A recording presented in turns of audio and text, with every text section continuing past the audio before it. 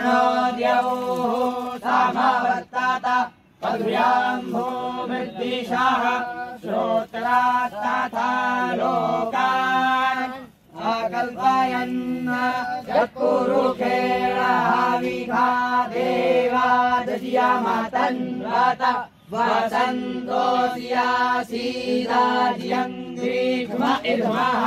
शारद्धाविः सप्तास्यासन् पारिधाय स्त्रीः सप्तासामिधाः गृहीताः देवा दद्यन् तन्वाना आवधनन् पुरुषम् पाशुम्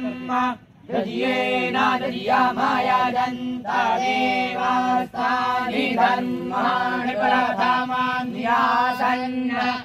एहनाकम् महिमानः तत्र पूर्वे साध्याः सन्ति देवाः अभ्याः सम्प्रेताः पृथिव्यै आसाच विश्वाकन्दन्वर्तस्यादे भगवामाजानमग्रे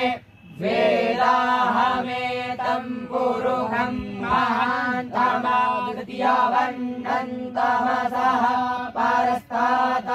तामेव विद्वाति मृत्युमेति नान्यः पन्था विद्यते यानाय प्रजापतिश्चरति गर्भे अन्तरजायमानो बहुधा द्विजायते तस्या योनिम् परिपश्यन् जो देवेभ्य आतपति जो देवानाम् पुरोहितः पूर्वो जो देवेभ्यो जातो नमो रुचाय ब्राह्मये रुचम् ब्राह्मम् जनयन्तो देवा अग्रे तादब्रुवन्न